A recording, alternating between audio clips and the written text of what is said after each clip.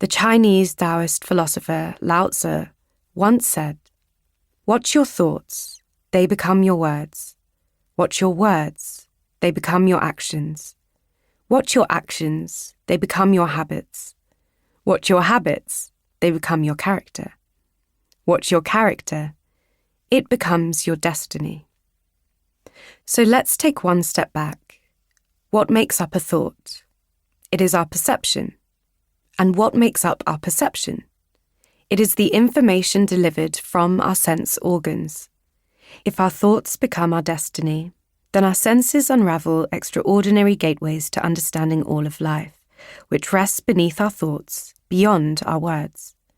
Our senses introduce us to a new and potentially unexplored landscape of potential in which we can know ourselves with the deepest intimacy.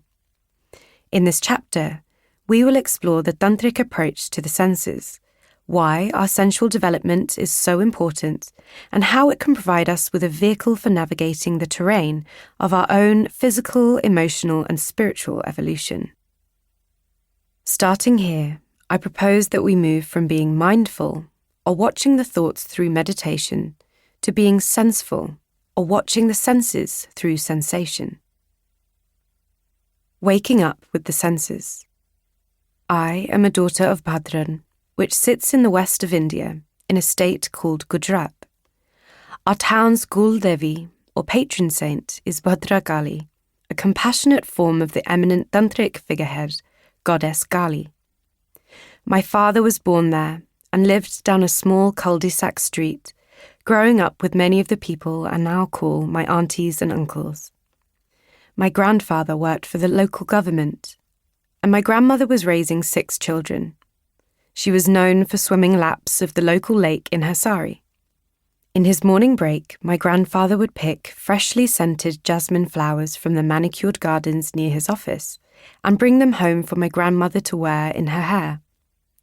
In the evenings, they would gather at the temple in the centre of town, where bells would ring loudly, fires would be lit, and the chanting of mantras reverberated around the temple room. Their day often started and ended this way, by connecting with devotion to the senses in the town's famous Bhadrakali temple. These are the same rituals I have witnessed growing up in my own home. Rituals that were repeated in my mother's home as an Indian growing up in colonial Uganda, and in millions of homes across India and the rest of the migration patterns from there across the world. As the environments, cultures, and languages around us changed through colonization, our rituals to awaken spirit through the senses remained, and passed from one generation to the next. As a child, I grew up with my maternal grandmother.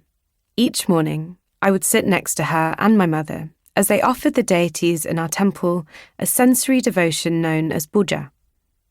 The smell of incense always permeated the air of dawn before school. I peered into the temple and wondered what the deity figures represented. There were so many, some sitting poised, some standing in pairs, and others with animal friends.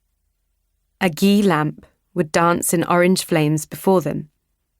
I waited eagerly, looking at the moon-coloured silverware that held water, sweet raisins, cashews, and almonds as offerings I'd later get to eat, as I listened to my grandmother chant and teach me the mantras she opened the day and greeted the sun with. A curious child marvels at such rituals and passes through stages of asking why to everything. But the answers to the unquestioning devotion never seemed clear. Decades later, only after my own research into sensual living, I came to learn that the heart of these practices is not understood by the kind of rational thinking mind I was steeped in, where X happens because of Y. This is a different kind of system that works with embodiment, practice, and living. It goes deeper than cognitive thinking, which has to be conscious before we are aware of it, and speaks directly to the unconscious.